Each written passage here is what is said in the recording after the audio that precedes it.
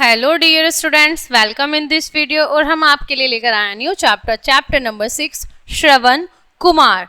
तो इस चैप्टर में हम जानेंगे जो एक बहुत ही महान मातृ पितृ भक्त हैं श्रवण कुमार, उनकी स्टोरी जानेंगे। ठीक है, चलिए लेट्स स्टार्ट। प्राचीन काले एकः पितृभक्त श्रवण कुमार आसीत्।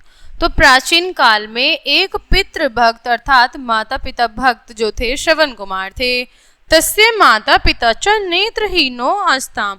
और उनके माता पिता क्या थे? उसके माता पिता दोनों ही नेत्रों से हीन थे, अर्थात उनको दिखाई देता था, नेत्रहीन थे, अंधे थे। एकदा तौ स्वपुत्रम आकताम। एक बार उन दोनों ने अपने पुत्र से कहा, भो पुत्र आवयो इच्छा अस्ति। हम दोनों की इच्छा है यत तीर्थाटनम कुर्याव।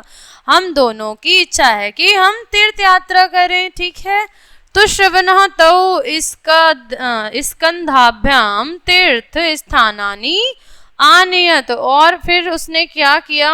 उसने उन दोनों की इच्छा पूर्ति के लिए तो श्रवण ने उन दोनों को कंधे पर बैठाकर तीर्थ स्थान ले गया।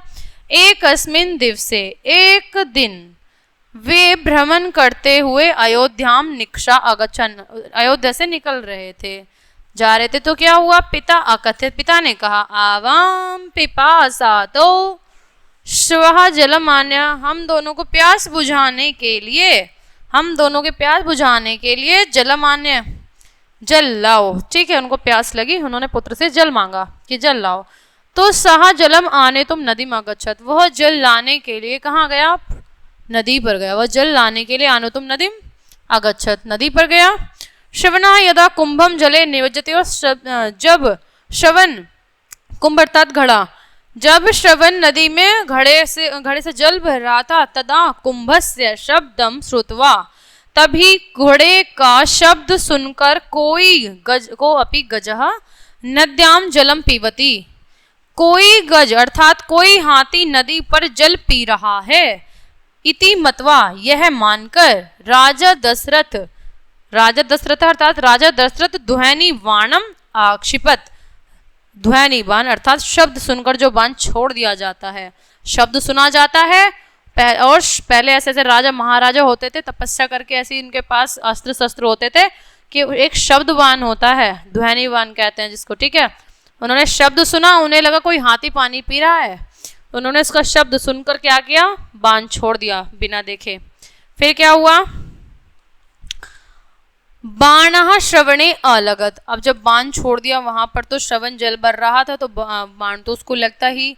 तो बाणः श्रवणे अलगत, बाण श्रवण को लग गया। तेन श्रवणः मृतः, और वह श्रवण मर गया। ठीक है, दशरथ तयो अंधयो समीपे आगच्छत। जो दशरथ जी थे, उन दोनों जो अंधे थे ना, वो उनके समीप गए। राजा पद चापम श्रुत्वा।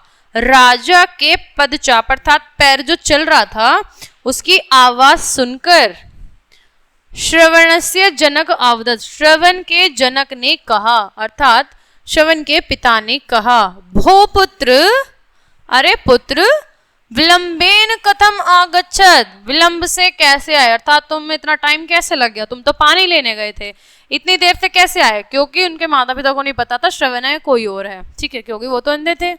तो राजा अवोचत, तो राजा ने कहा, क्षम्यताम अज्ञानात्, क्षम्यताम अज्ञानात् बाणेन तव निर्दोषः पुत्र मृतः।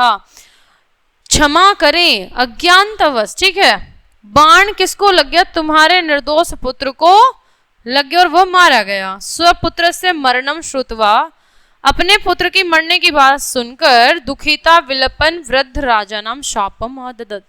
और दुखी होकर विलाप करते हुए वो जो बूढ़े थे उन्होंने राजा को शापम एददा, शाप दे दिया। क्या दिया? यथा अहम पुत्र शोकेन प्राणान त्यजामि।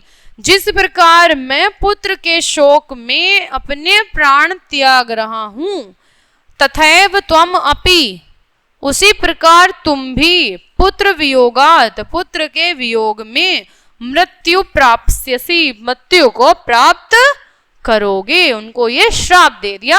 किसने? जो यहाँ पे श्रवण के जनक है, श्रवण के पिता हैं, उन्होंने दिया दशरथ जी को। ततः तौ वृद्धौ स्वर्गम आगच्छताम, और वो दोनों बूढ़े वृद्ध कहाँ चले गए? स्वर्ग चले गए। ठीक है, तो ये था आपका जो आज्ञाकारी श्रवण थे। एक बार हम इसके देखेंगे वर्ड मीनिंग।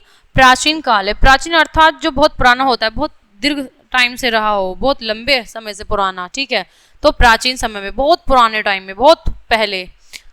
आस्ताम, आर्ताम, ठीक है, मतलब थे। एकदा अर्थात एक बार या एक दिन।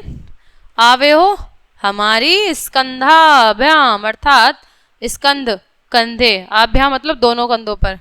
भ्रमंतः अर्थात घूमते हुए, भ्रमण करते हुए। पिपास अर्थात पिपास को मतलब बुझाने के लिए, प्यास से जो व्याकुल हो गए थे। पिपास अर्थात प्यास से व्याकुल। निक्षा अर्थात पास में, और आने तुम अर्थात लाने के लिए।